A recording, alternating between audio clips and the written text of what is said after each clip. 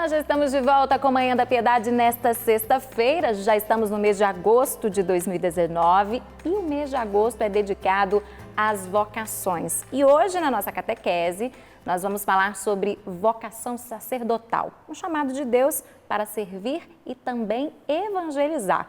E além do Padre Wellington Santos, que vocês já conhecem, participa conosco todas as sextas-feiras da nossa catequese. Hoje também, com muito carinho, nós recebemos o Daniel Ramos, que também vai dar o seu depoimento, sobre vocação sacerdotal. Bom dia, Padre Wellington. Bom dia, Daniel. Bem-vindos aqui ao nosso programa mais uma vez. Obrigado pela convida, Cida.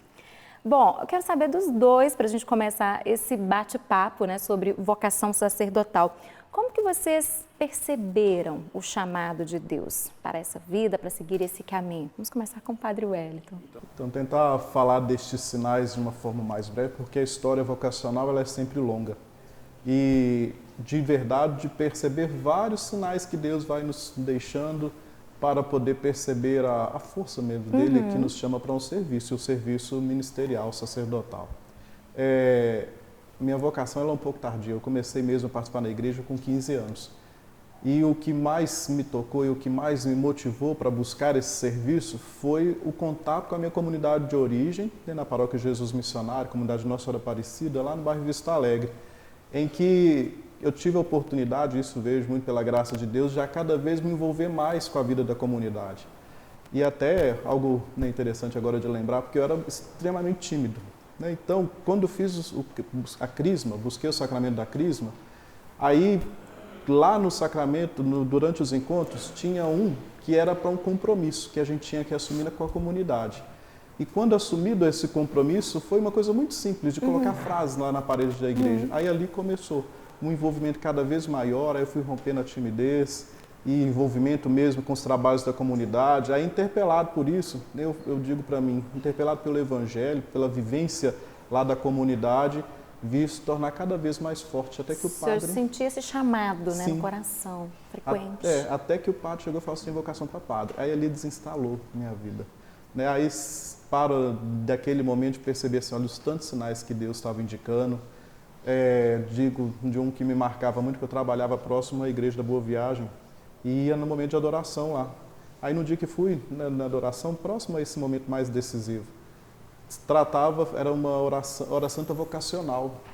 E não foi nada combinado, o senhor não tinha olhado a programação, nem nada? Não tinha, na hora do almoço eu fui para rezar. Então, mais um sinal. Uma hora santa vocacional e aquilo falava com uma força tão grande dentro de mim. Então eram assim, situações e sinais que eu percebia de forma muito intensa.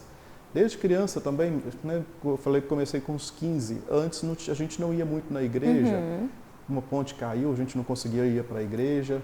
E tínhamos amigos de rua, aquele tempo era possível. Aquelas brincadeiras, conversas na rua, jogar bola. Bom. Nossa, muita saudade daquilo. E desse grupo ali, desde pequeno, tinha um senhor que me chamava de padre. Eu falei assim, mas por quê? Sou tão pequena ainda, já alguém me chama de padre. Não, e a gente não ia à igreja, não tinha nada dessa expressão. Aí quando volto a essas realidades, eu vejo de uma forma muito interessante. Olha, tantos sinais que Deus foi deixando para poder mostrar um caminho. E a gente precisa estar atento de verdade para poder reconhecer esses sinais que Deus dá.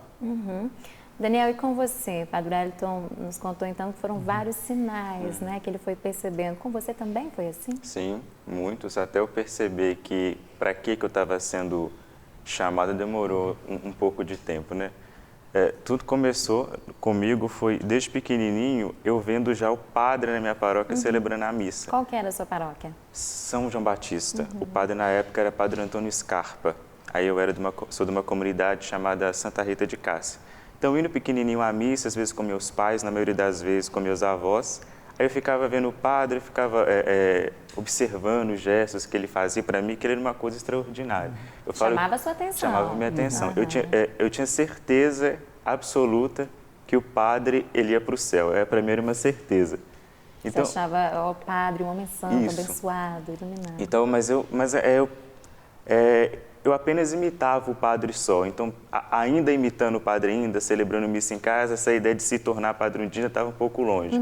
E eu fui crescendo, cheguei até com 12 anos de idade, cogitar a ideia de ir para o seminário, mas porque meus avós falavam muito de seminário, mas a minha cabeça teria de entrar para o seminário lá em Mariana, não era nem Belo Horizonte, que eu também não sabia que tinha seminário em Belo Horizonte. Você também não tinha as sabia. informações também, Não, né? não sabia. Sobre onde procurar, assim como o Padre Wellington Sim, na não época. sabia. Então eu pensei, aí minha mãe, eu era muito novo, 12 anos, aí ela falou, não, calma, pensa direito, não é assim que funciona. Então eu fui guardando isso para mim, fui pensando, fui refletindo, né, uma parte da minha adolescência, eu esqueci um pouco dessa ideia. E tinha uma vida comum com os amigos, sim, como o Padre Wellington também Cheguei contou, a fazer né? teatro, inclusive, em 2014, fiz 6 meses de teatro. E foi logo em 2014 que um grupo de seminaristas visitou a minha comunidade, né? Eles foram lá dar umas palavras para uma equipe de acólitos que eu fazia parte. E aí me viram lá, eu já estava com 17 anos na época, falou assim, por que você não vai lá no seminário? Tem encontro vocacional no dia 26 de julho. Aí eu falei, vou. Vou conhecer. E acabou que eu fui. Fui. Porque aí, quando a gente vai olhando para trás, quando eu fui olhando para trás, eu fui percebendo que eu sempre era chamado para algo a mais. Era difícil eu ficar no banco da igreja. Me chamavam para fazer muitas coisas, desde leitura, ajudar os ministros a organizar celebrações, quando me tornei acólito. Era sempre uma coisa a mais. Então eu pensava assim, não, eu só vou ajudar na igreja desse jeito mesmo, tá muito bom, mas eu sempre me via sendo chamado para algo a mais. Aí veio esse convite para vir conhecer o seminário, eu não sei o que aconteceu, acho que eu não pensei 2 vezes, eu falei, vou e vim. Estou aqui até hoje. Quando chegou, gostou. Isso. E logo pensou, é isso que eu quero para mim. Sim. Agora, as pessoas falam muito de abdicações de uma forma geral, né? Para quem entra no seminário, o que a pessoa tem que deixar de lado. Como que foi para vocês? Para o senhor, Padre Wellington. Então, pensar nas renúncias é até interessante a gente falar sobre isso, porque tem renúncia para tudo que a gente faz na vida. Para todas as vocações. Todas as realidades. Né? Se eu assumo vocação, por exemplo, para uma profissão, eu estou renunciando todas as outras, que talvez eu poderia ser até mais feliz em uma outra realidade.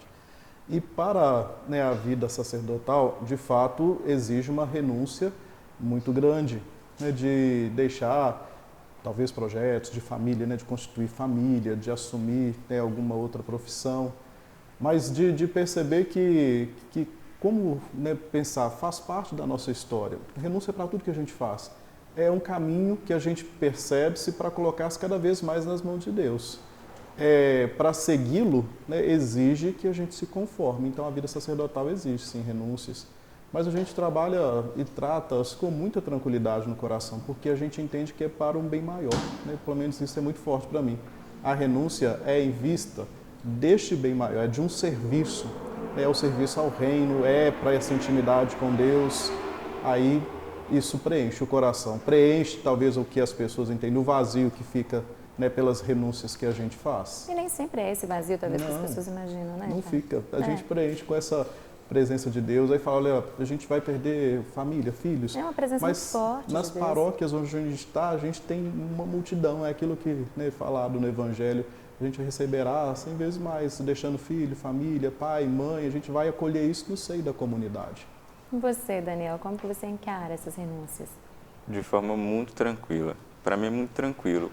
Às vezes algumas pessoas, quando elas escutam ou elas olham um padre, às vezes imaginam ele uma pessoa muito solitária, muito sozinha, porque acho que a maior renúncia que pesa, que deixa as pessoas com mais medo é a renúncia a uma família biológica, né? Uma esposa, filhos, mas como o padre disse, é por uma razão muito maior, né?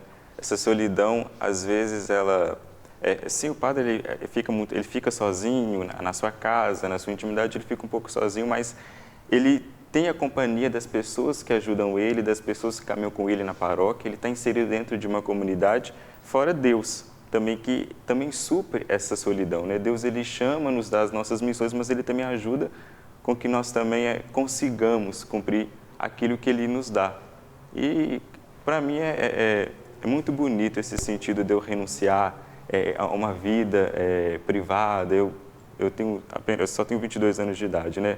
Para muitos eu poderia aí estar aproveitando festas, um monte de outras coisas, mas só de pensar que eu estou aqui por Deus, atendendo o chamado de Deus, daqui a pouco eu estarei no meio do povo, ajudando as pessoas também a encontrar Deus. Isso para mim já é muito gratificante. Isso preenche o seu coração e te traz muita felicidade, né? Sim. Agora, Padre Wellington, eu queria que o senhor explicasse para a gente em relação ao processo de discernimento vocacional. Como que é esse processo?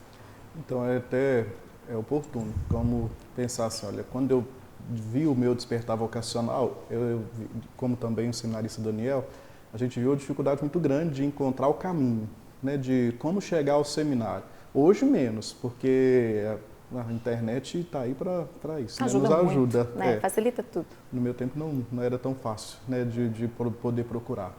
E o discernimento, ele primeiro começa com os padres das nossas paróquias de origem. É muito importante ter essa concepção, Dom Ramon tem insistido muito nisso, de que o padre, lá no trabalho pastoral, lá no exercício, né, do seu ministério nas paróquias, ele motiva, primeiramente, né, os jovens para buscar esse caminho. E tendo esse primeiro contato, isso normalmente ele vai lhe indicar. Aí depende da vocação também, se é para religioso ou diocesano, sendo diocesano, indica para a nossa realidade, para buscar aqui o seminário, e aqui a gente faz o acompanhamento, né, dos nossos jovens em vista já de um ingresso ao seminário. Então esse discernimento, ele tem que ser partilhado. Isso a gente tem que ter bastante referência. Não é algo que eu faço sozinho, porque aí eu vou ficar perdido. É uma troca diária, né, padre? É uma partilha que a gente faz. Aí o ideal, o padre da paróquia, as pessoas também lá do seio da comunidade. Daí a gente consegue buscar entender esses sinais de Deus, saber mesmo, né, para que ele nos chama e nos colocar a serviço. Daniel, há quanto tempo você está no seminário? Eu queria que você contasse um pouco da sua experiência, se é como você imaginava. Esse é meu 4º ano aqui no seminário, né? São 3 anos. Eu entrei em 2016 e não é como eu esperava. O que é diferente? Porque quando a gente vai entrar para o seminário, a gente fantasia muito, né? A gente acha que vai um lugar onde todo mundo reza o dia inteiro, tem um monte de regrinha o dia inteiro, mas a verdade não. Tem a oração, que ela é muito importante na nossa vida, mas não. Eu me surpreendi muito quando eu entrei para o seminário, positivamente, né? Porque são muitas pessoas diferentes, a gente tem contato com vastas histórias, muitas experiências, tipos de vida que a gente não passa pela nossa cabeça, que a gente conheça, né? Porque conhecer tudo isso, né? A gente cresce só num lugar, eu vivi apenas num lugar e de repente fui para outro lugar, muito mais amplo. É um mundo novo que se abre, né, Daniel? Um mundo novo. E foi muito bom eu ter tido contato com essas pessoas, com essas histórias novas. Muda porque a gente tendo contato com essas outras pessoas, elas nos ajudam a gente ver os nossos próprios limites. E assim a gente acaba nos conhecendo também. Então, às vezes, características que nós temos e nós não enxergamos, convivendo com essas outras pessoas, fica muito mais fácil de ver. Sim. E vendo mudar. Então, esses 3 anos que eu estou no seminário, eu acho que eu cresci muito. Porque a gente passa por muita coisa, por muitas experiências, nós passamos por vários lugares, nós vamos para as pastorais, eu já passei por 3 paróquias, temos contatos com pessoas, ajudamos pessoas, então acho que isso ajuda também no nosso próprio amadurecimento. É um trabalho bem enriquecedor, né? Sim, muito enriquecedor. Padre Wellington, para quem está em casa, quem queira conhecer mais das atividades, do dia a dia do seminário, é possível? Sim, com certeza. Procure no site da Arquidiocese, né, tem informações sobre a vida do nosso seminário, Convive Emaús, e aqui está de portas abertas para poder vir, para estar conosco, para conhecer a nossa realidade, conhecer a nossa dinâmica de vida. Para esses jovens que estão nesse processo, Sim, né, que sim. pretendem seguir essa vocação, então É só entrar em contato com o Seminário Arquidiocesano do Coração Eucarístico de Jesus, que a gente está aqui para acolhê-los. Bom, e para terminar nosso programa, então, nossa participação, na verdade, nossa catequese de hoje, queria que vocês dois deixassem mensagens para esses jovens, você no caso de seminaristas, que seguem essa vocação, para os padres da nossa arquidiocese. Então, está chegando o Dia dos Padres. Então, é desejar que seja repleto, né, de realização esse caminho vocacional, os irmãos padres, né, que possam de verdade encontrar aí esse sentido de um serviço. Nós, né, nos colocamos a serviço de Cristo. Então, que Deus abençoe, né, esse dom e essa vocação. Sua mensagem, Daniel. Eu queria deixar para os meus irmãos seminaristas, né, que que eles aproveitem, né? Que todos nós aproveitemos muito bem esse tempo de seminário, porque nós aprendamos a conformar nossa vida com a vida de Cristo, para assim nós futuramente atendermos melhor esse povo de Deus e conseguirmos confortar os corações, levando aí a mão misericórdia de Deus para as pessoas que precisam. Tá certo. Muito obrigada pela conversa mais uma vez, Padre. Obrigada por participar pela primeira vez, Daniel. Volte mais, viu? Tá joia. Bom dia para vocês. Bom dia. E você de casa continue conosco. Daqui a pouquinho tem as nossas dicas culturais para você programar o seu fim de semana com a sua família, com seus amigos. Vamos fazer uma pequena pausa. Voltamos já.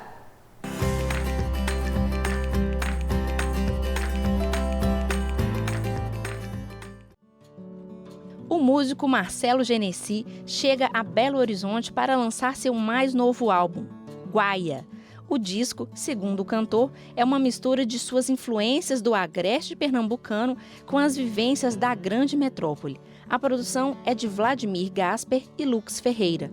O show de lançamento é hoje, às 9 horas da noite. A já tradicional Feirinha Aproxima se prepara para mais uma edição, desta vez em um especial para o Dia dos Pais. Quem participar do evento poderá assistir a uma aula de churrasco com o chefe Peninha, degustar quitandas e doces artesanais, entre outras atividades planejadas para pais e filhos. A Feirinha Aproxima acontece nesse sábado, no estacionamento do shopping Diamond Mall, e a entrada é gratuita. Está de volta a Belo Horizonte um projeto que reúne grandes nomes da música mineira. É o Encontro Marcado, com Flávio Venturini, Sai Guarabira e o 14 Bis. Criado para celebrar os 40 anos de carreira e de amizade dos músicos, a apresentação já correu por todo o Brasil, trazendo aos palcos sucessos como Nascente e Noites com Sol. A apresentação é neste sábado, no Palácio das Artes. O cantor Fábio Júnior está de volta à capital mineira com seu romantismo que atrai multidões.